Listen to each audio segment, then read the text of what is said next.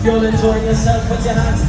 Alright guys, we're at CARIFESTA trying to find the book fair, but it's a bit noisy and rain is pouring. We were lost for a while, had to ask for directions twice. I think we're finally getting somewhere, walking down a deserted alley. But, oh, found it.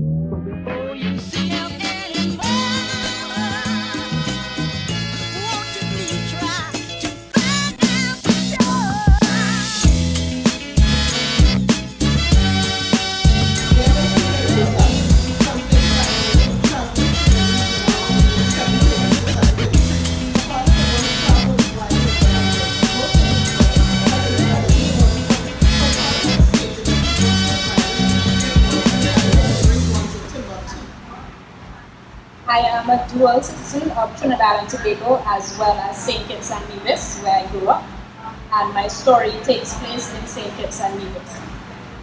It's about a girl whose name is Andreid, and she grows up living in St. Kitts, as I said, and it's a story basically about dealing with adversity and common problems such as family issues, friendship issues, and she finds love for the first time. This is the book. It was used in UE last academic year for the Caribbean Civilization course. But last year I got it published in hard copy. Thank you. I self-published it, and I wrote it when I was 16 years old, so that was more than a decade ago. Thank you. So I will be reading from chapter 1, a short little passage where Andreid, who is the main character, she just left home. She encountered some bullies and she's a bit upset. Andreid arrived at school 5 minutes before the bell rang at 8:30 a.m. She climbed the flight of stairs to the second floor. She placed her school bag on the rack under her desk, then slumped in her chair, exhausted and still somewhat angry from her morning ordeal. "Hey girl, what happened to you this morning?" Keisha Taylor asked, in her usual dialect. She was from Connery, a village south of St. George's Parish, where the dialect was rather raw. "Yeah girl, what's up? You look like you're vexed with the world," Harrietta Green commented, entering the classroom after Keisha. She waddled to her usual desk, then squeezed into her chair, 2 seats to the left of Andreid. Andreid gave a tight smile. Just the usual, the pest at home and the white supremacists. Keisha rolled her eyes. "Girl, why do you let them old dabs trouble you so? They're just making you vex all the time. If I was you, I would have done bossy face, kick him in the old bleach ass, then spit on his face. They think they stole owners, you know." Andreid smiled at her friend's enthusiasm and zeal for vengeance. She believed Keisha would do as she said and bust the face if she were in Andreid's position. However, Andreid was not a violent person, although she could become quite incensed at times. "I mean it, Andy. Stop letting them white boys rule you so. Slavery done and be free since 1838. It's the 21st century now. Girl, you got to remind them who the boss be now. It's we, child, it's we the boss now." Keisha pounded her desk for emphasis. "Calm down, girl, what's your problem? Andy ain't letting them dabs rule her. It's Richard she meant anyway," said Harrietta, turning to Andreid for confirmation. Andreid looked from one girl to another, slightly amused. The DABS her friends referred to was an acronym for Duncan's Academy Bastards and Bitches. Andreid hesitated before she responded, not wanting to set Keisha off on her daily ranting campaign. "Well, yeah, I mainly meant Richard, but those other rich idiots are almost as bad as he is." "Well, what you gonna do about it? I'm tired of hearing about them harassing you so. You don't do something, I will," Keisha warned. "Girl, please, what can you do? You with your little bony self," said Harrietta. "Girl, just hush your big mouth. You ain't going to do nothing with your old fat ass, so you better than me. Henrietta flicked her hand dismissively at her. You're just jealous that I look better and got a high grade on the English test than you. And anyway, who died and made you Queen Protector, Miss Bony Black Broomstick? Andrea laughed to herself as her two friends started their habitual squabbling over who was the smarter and better looking one. Andrea knew for sure who was the smarter of the two, and that was Henrietta. However, when it came to looks, she was not too sure. Henrietta was big and meaty, but was well proportioned. What she lacked in shape, she made up for in physical beauty. She had a round face, dark brown smiling eyes, and skin a chocolatey brown. Her kinky dark brown hair was thick and long, which she normally kept plaited and well oiled. On the other hand, Keisha was dark in complexion, scrawny, and as thin as a stick, which had earned her the nickname Broomstick. She was shorter than Henrietta, with dark, slightly bulging eyes and a small upturned nose. Her mouth, which seemed to never rest, contained two thin lips, which habitually pouted. Today, like most days, she had styled her short hair in twigs. Keisha was not ugly. Her beauty was just not as apparent as Henrietta's. Their personalities were just as different as their physical appearances. Henrietta was bubbly, pleasant, and peaceful. She had great self-esteem and was a very mature and wise 16-year-old.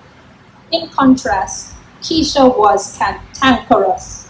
Almost everything bothered her, and she was hardly ever pleased with anything. She was an outspoken girl and was very quarrelsome, which often led to her disrespecting her elders. However, she did possess positive qualities. She was a firm believer in equality and was conscious of her African heritage. Andrea thought over her friends' differences and smiled to herself. She knew their argument was futile, for they never came to a conclusion. 5 minutes later, the bell rang, ending Keisha's and Henrietta's quarrel. As the fifth form classroom filled, Andrea noticed that the seat to her right was empty. She leaned backwards in her chair and whispered to Henrietta, "Where's Alyssa?" Henrietta shrugged, then motioned to Keisha, seated in front of her. "Hey Keisha, where's Alyssa?" Andrea whispered. "Don't know. I ain't see she for the morning." "Yeah, neither me," said Henrietta. "I looked out for her when I was leaving home, but she didn't meet me as usual by the corner."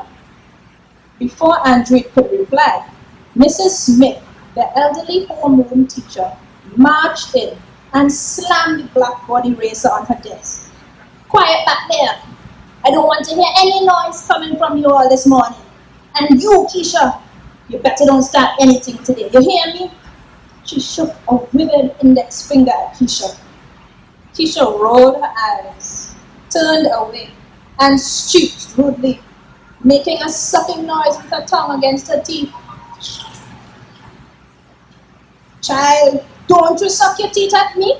What, you didn't brush them this morning?" "Well, excuse me.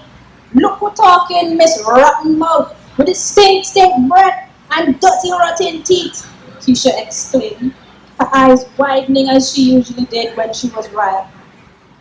Everyone tried his and her best to stifle giggles. However, Andrea was not as amused as her fellow classmates. And what happens next? You just have to buy my book to find out. Thank you. It's on sale here. Paper-based bookstore has a few copies.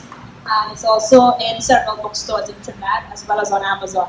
This is the book. So, thank you. Alright guys, I finished reading and it went very well. Small crowd, got washed out by the rain, but I think it still went very well. I got good reviews and I'll update you guys later on. Hey.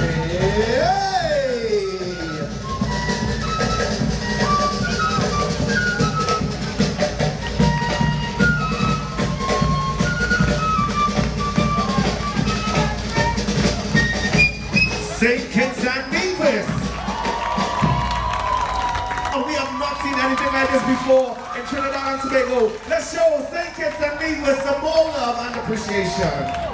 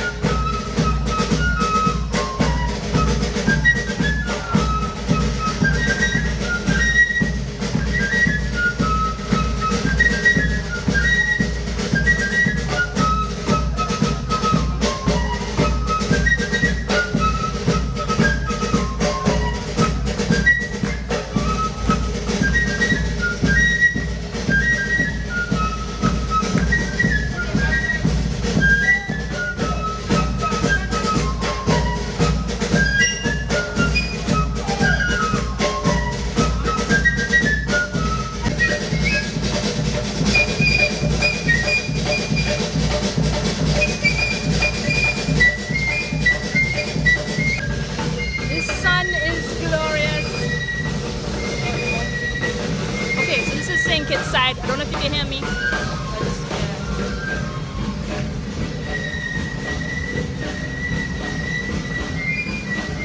That's the Berkeley Memorial, which is part of St. Kitts culture.